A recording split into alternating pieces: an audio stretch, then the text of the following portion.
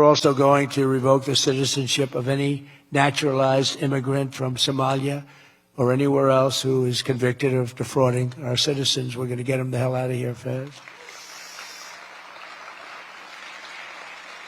And if you come to America to rob Americans, we're throwing you in jail and we're sending you back to the place from where you came. We're throwing you right in jail. And they know it too. This is an actual post of the official account of the United States government. The official Homeland Security account posted this. Look what it says. I am the captain now. Look at the post. Do you know what it's in reference to? I'll show you. This is the tweet they were quoting. DHS and USCIS are ending temporary protected status for Somalia.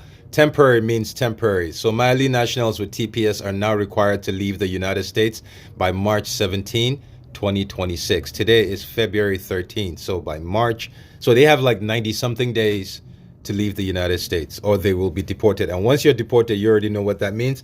They usually won't let you back in, or it's incredibly hard. So you either leave of your own volition or they deport you. They have till the 17th of March. With that said, all the Somali baddies out here looking for a husband, holla at your boy. 200 camels is my groom price. You know, no, I'm joking. But no, seriously, this is not even a joke anymore. Breaking news this morning, President Trump is ending temporary protected status for Somalia, which will affect thousands of Somalis currently living in the U.S. Somali migrants with TPS will be required to leave the country by March 17th. That's according to a social post by White House Press Secretary Caroline Leavitt and U.S. Citizenship and Immigration Services. Somali people have been at the center of the recent immigration enforcement surge in the Twin Cities after national attention on fraud in Minnesota involving some members of the Somali community.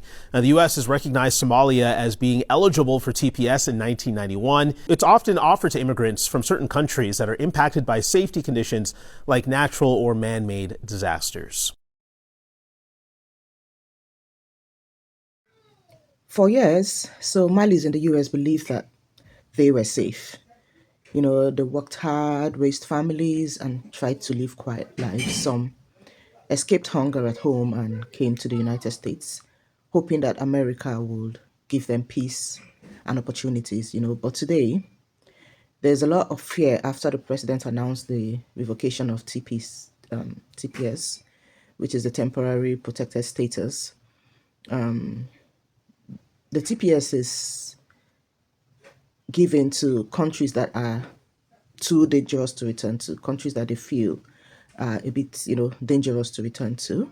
Anyways, I have more videos to roll out to you, so don't go anywhere. I'll be right back. I give credit to all the original creators of the contents I have used here today. Hold on a minute. I'll be right back, guys. The Trump administration is ending temporary protected status for hundreds of immigrants from Somalia. The protections are provided to those coming from countries impacted by things like natural disasters or conflict. Homeland Security Secretary Kristi Noem posted on social media today that temporary means temporary. Country conditions in Somalia have improved to the point that it no longer meets the law's requirement for temporary protected status. The termination is effective March 17th. The State Department currently lists Somalia with a do not travel warning due to crime, terrorism, and civil unrest. This comes amid a Trump administration crackdown in Minneapolis, where many Somali immigrants live.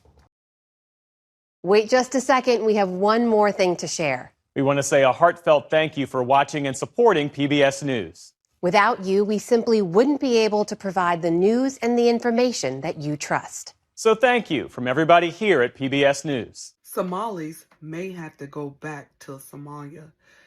President Trump has proposed to end TPS status for Somalis. Most Somali immigrants in America are here on a temporary protective status. Basically, their home country, Somalia, is unsafe, so they're here on a work authorization. However, if that's to be ended, things can happen for the Somali community. First, the loss of legal status. Secondly, they're not able to work in the United States. And then most importantly, the risk of deportation. There's a huge Somali community in the Minnesota-St. Paul area. And of course, if the TPS status has ended, it will affect their community tremendously. What do y'all think? My name is Tiffany. I lost 150 pounds in 2.5 years, and I also report different news topics as such today. Tap in. Hi everyone. The federal government just removed Somalia from the list of countries that were under a temporary protected status.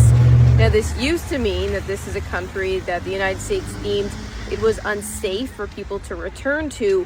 But now the federal government is saying that people who are here in the US have to leave by March 17th. Now, I just spoke to members of the Somali community here in Lewiston about their reaction to this update. Here's what they had to say. I'm very, very disappointed to hear that people who come here to seek protection and for them to deny them those protections. It's really horrible that they are tying whatever's happening in Minnesota, a few cases to a whole, to all these people. It's really inhumane. A lot of the members in this community are really afraid to speak out. If they speak out, people are actually going after them afterwards. Me, myself, after I spoke to a couple of news stations, I have received email threatening and saying all you Somalis should die, or if you guys die, I don't even want your bodies in our funeral homes.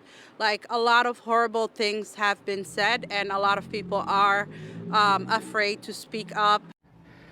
I hate that I will never experience the happiness that Somali haters experienced when they actually thought the TPS program affected more than 9 Somalis.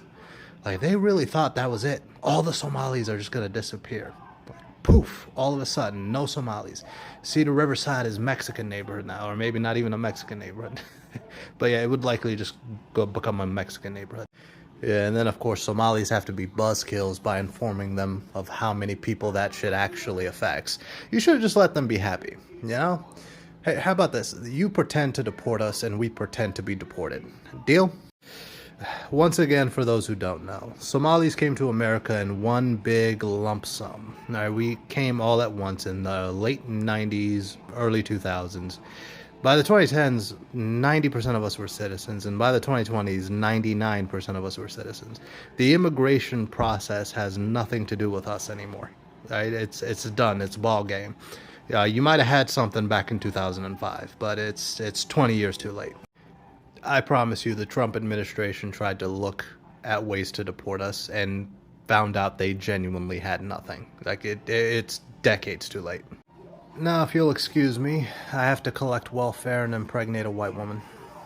A lot of Somalis voted for Trump and they never saw this coming. Imagine one morning you wake up and realize that everything you have worked for is being taken away from you. You know, that is the fear that many Somalis are living with at the moment.